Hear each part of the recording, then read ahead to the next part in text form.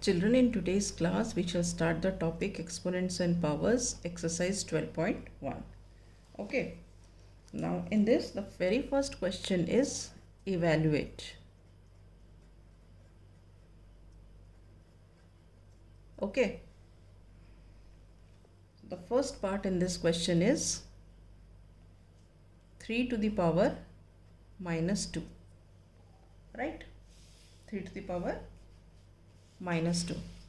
So, what we have studied about it? What do we know? We have studied that a to the power minus m is what? It is equal to 1 upon a to the power m. ये हमने पढ़ा है. ठीक है. तो हम 3 to the power minus 2 को कैसे लिख सकते हैं? हम लिख सकते हैं 1 upon 3 to the power 2. ठीक है. अब क्योंकि ये क्वेश्चन इवेल्युएट है, इवेल्युएट का मतलब हमें फाइनल आंसर निकालना है, तो हम इसको फर्दर सॉल्व करेंगे. इसको फर्दर सॉल्व करेंगे तो ये क्या होगा? This will become 1 upon 3 into 3. 3 to the power 2 का मतलब 3 दो बार लिखना है. So this is further equal to 1 upon 9. 3 into 3 is 9. Is this clear? Okay. Now coming to the second part of the question. Right? Second part of the question is minus 4 raised to the power minus 2. ठीक है. अब इसको भी हम ऐसे ही करेंगे. What do we know? We know that a to the power minus m is equal to 1 upon a to the power m. ये law use करेंगे हम यहाँ पे. तो इसको हम कैसे लिख सकते हैं? हम इसे लिख सकते हैं 1 upon minus 4 raise to the power 2. ठीक है. अब इसका मतलब क्या हुआ? 1 अपॉन माइनस 4 इंटू माइनस 4. ठीक है. माइनस 4 दो बार लिखेंगे.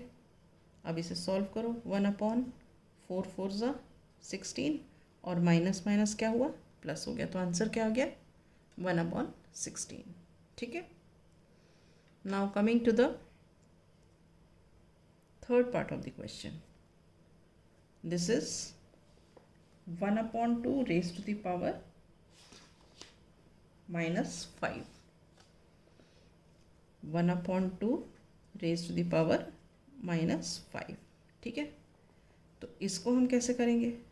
सेम वैसे ही करेंगे. अब आपको ये लग रहा होगा कि भाई ये तो फ्रैक्शन में है, तो फ्रैक्शन वाला किस तरीके का हो, कैसे होगा? जैसे हमने पहले किया है वैसे ही होगा ये भी. इसको हम कैसे लिख सकते? वही हम पहले लॉ लिख लेते हैं. लॉ क्या थी हमारी? a to the power m is equal to 1 upon a to the power minus m is equal to a to the power 1 upon a to the power m. Repeat कर रही हूँ. a to the power minus m is equal to 1 upon a to the power m. ये हमारी law है. अब इसको use करके हमें ये करना है.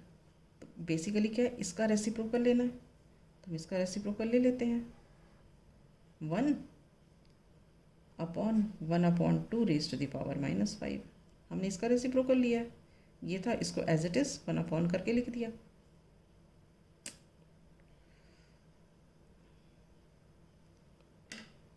ये नेगेटिव नहीं होगा, ये ऐसे 2 to the power 1 upon 2 raise to the power 5. ठीक है. अब देखो इसको फर्दर आप कैसे लिख सकते हो?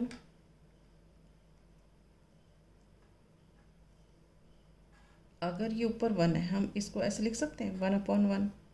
एक ही बात है.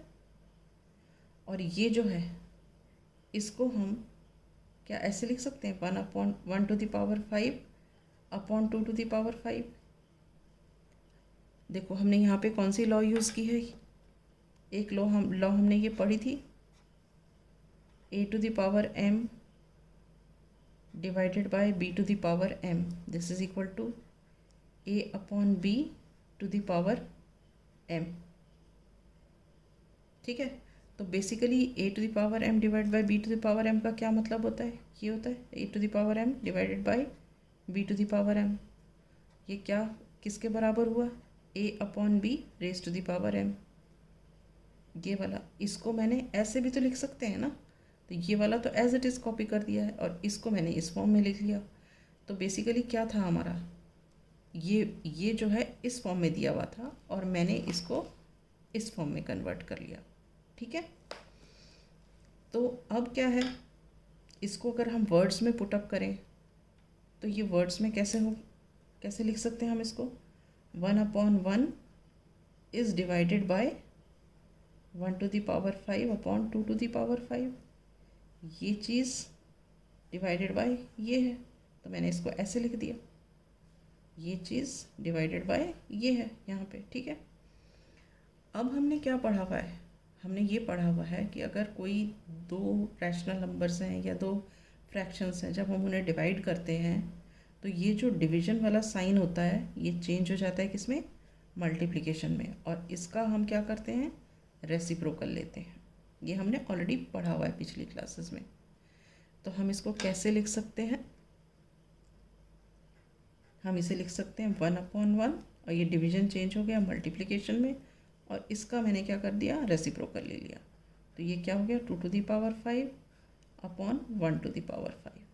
ठीक है, तो अब 1/1 इंटू ये मतलब 1 अगर किसी चीज़ से मल्टीप्लाई हो तो वही सेम मिल जाता है। तो मतलब हमें क्या मिल गया? हमें मिल गया 2 to the power 5 upon 1 to the power 5। अब 1 टू द पावर 5 का क्या मतलब होता है? 2 टू द पावर 5 का क्या मतलब है? 2 5 बार लिखेंगे, 1 2 3 4 and 5।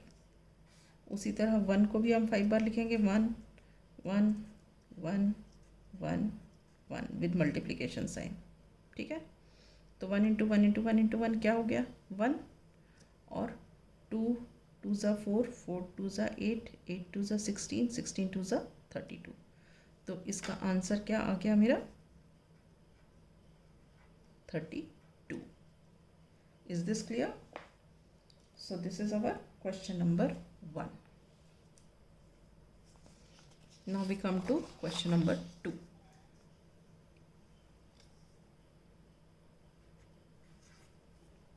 Right? Question 2 is simplify and express the result in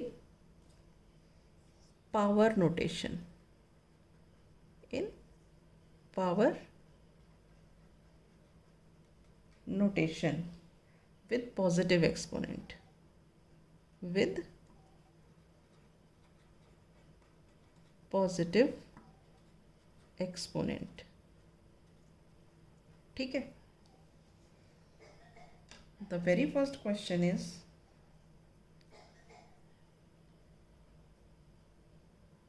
-4 raised to the power 5 divided by -4 raised to the power 8. All right, देखो क्वेश्चन क्या है? Simplify and express the result in the power notation.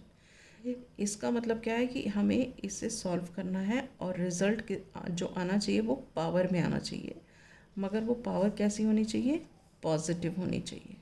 ठीक है, तो अब यहाँ देखो bases are same, division sign in between, so what we will do?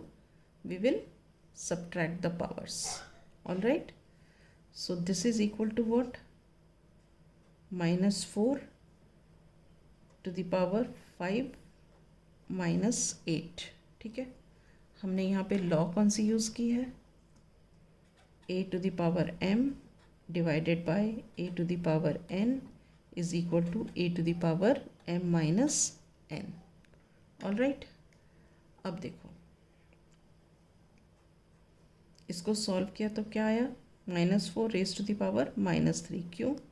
ये माइनस है, ये प्लस है, ऑपोजिट साइन से सब्ट्रैक्ट करोगे, सब्ट्रैक्ट किया 8 और 5 को तो 3 आया, बड़ा नंबर 8, साइन इज़ माइनस, ठीक है। तो ये आपकी पावर नोटेशन में आ गया, मगर ये पावर क्या है, नेगेटिव है।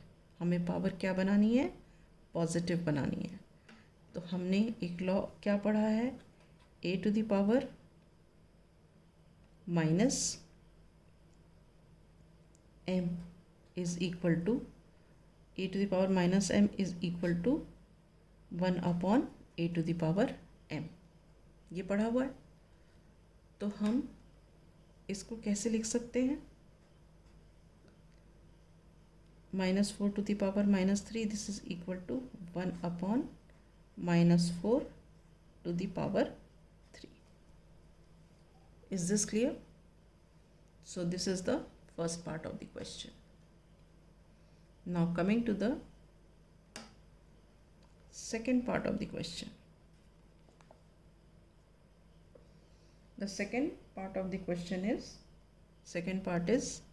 1 upon 2 to the power 3 whole to the power 2, ठीक है। अब देखो हमने क्या लॉ, एक लॉ क्या पढ़ा हुआ है, अगर a upon b to the power m है तो इसका मतलब क्या है, a to the power m है upon b to the power m है, ठीक है। तो इस लॉ को हम यहाँ यूज़ करेंगे। तो हम इसे कैसे लिख सकते हैं, 1 टू द पावर 2 अपॉन ये 2 टू द पावर 3 तो था ही, टू द पावर 2, ये वाला 2 इधर भी जाएगा और इधर भी जाएगा, ठीक है। अब देखो आप, ये 1 टू द पावर 2 तो क्या हो गया, 1 इंटू 1 सॉल्व हो जाएगा। अब जो यहाँ पे है 2 to the power 3 raise to the power 2, इसके लिए हमने क्या लॉ पढ़ा हुआ है, a to the power m to the power n है, तो क्या होता है a to the power m into n, a की पावर n है और पूरे की पावर a की पावर m है और इस पूरे की पावर n है, तो क्या होता है a to the power m into n। तो हम इसको यहाँ पे सेम यूज़ करेंगे। ये बेटा 3 है, पावर 3 है, ठीक है। तो ये हो जाएगा 2 to the power 3 into 2, all right. तो 1 इंटू 1 क्या हो गया, 1, 2 टू द पावर ये कितना हो गया, 3 into 2 is 6। Is this clear? So this is the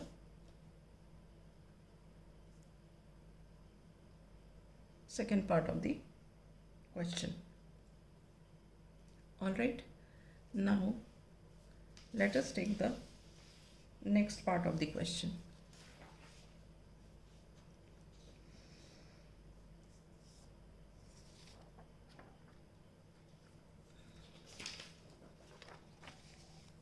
Which is the third part. Let us write the third part first. Okay, this is -3 to the power 4 into 5 upon 3 raised to the power 4. Okay, now see here, bases are different, multiplication sign in between, and we have the same powers. तो हमने एक law क्या पढ़ी हुई है पहले, a to the power m into b to the power m is equal to a into b to the power m, ठीक है। मतलब बेसिस डिफरेंट है और पावर सेम है, तो हम क्या करते हैं, इन दोनों का प्रोडक्ट लेके टू द पावर जो दिया हुआ है m वो लिख देते हैं। उसको हम यहाँ पे अप्लाई करेंगे। अब यहाँ अप्लाई करेंगे तो ये क्या हो जाएगा, this will become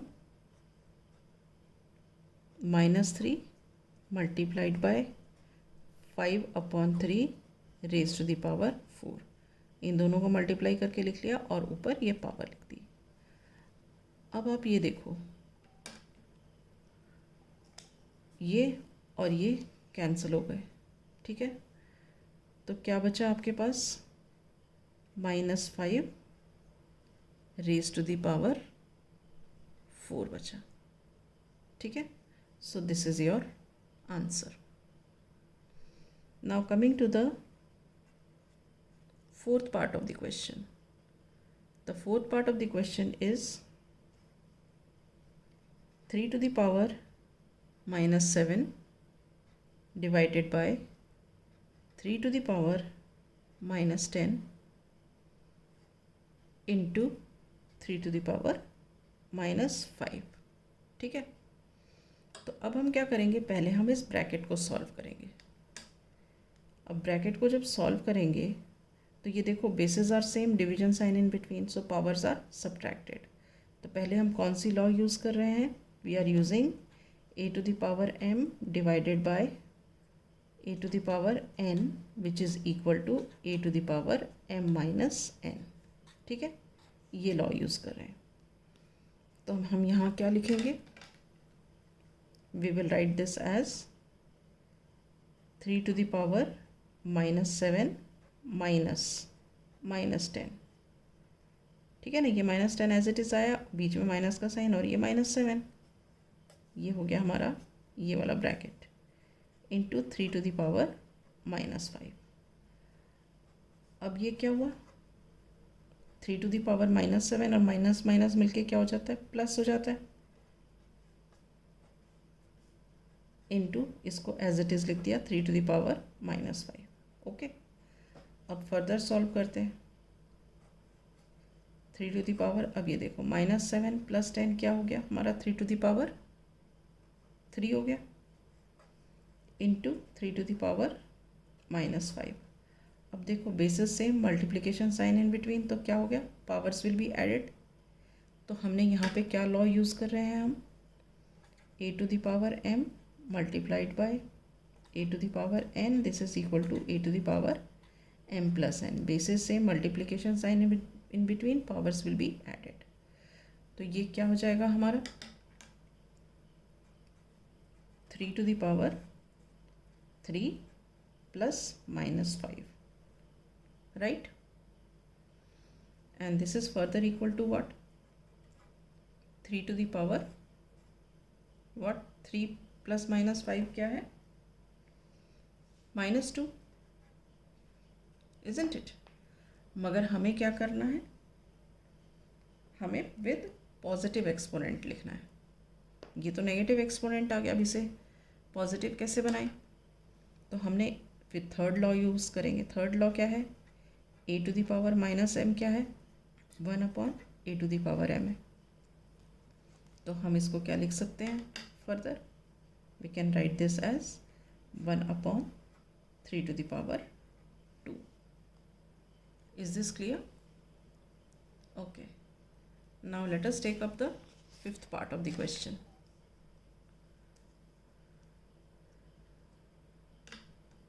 The fifth part of the question. Let us write down. It is what? 2 to the power -3 into -7 raised to the power -3. अब यहाँ देखो बेसिस डिफरेंट हो गए, पावर सेम हो गए, तो हम क्या लॉ यूज़ करेंगे, a to the power m into b to the power m, this is equal to what, a into b to the power m. ठीक है, इनका प्रोडक्ट्स लेके और ये पावर यहाँ पे लिख दिया. तो similarly we will solve this. हम इसको कैसे लिख सकते हैं, हम इसे लिख सकते हैं 2 into -7, ये अंदर लिख दिया और पावर में -3 लगा दिया. ठीक है, अब 2 into -7 क्या है, -14 रेज टू द पावर -3, लेकिन पावर नेगेटिव है, हमें पावर चाहिए पॉजिटिव. तो हम क्या लॉ यूज़ करेंगे, a to the power -m is equal to 1/a to the power m. ठीक है, तो इसको हम फर्दर क्या लिख सकते हैं, 1/-14 रेज टू द पावर 3. इसको रेसिप्रोकल में लिख लिया तो 1/-14 हो गया, और ये जो पावर नेगेटिव थी वो यहाँ पे पॉजिटिव हो गई. Is this clear? So with this we come to the end of question number 2. In the next class we shall start with question number 3.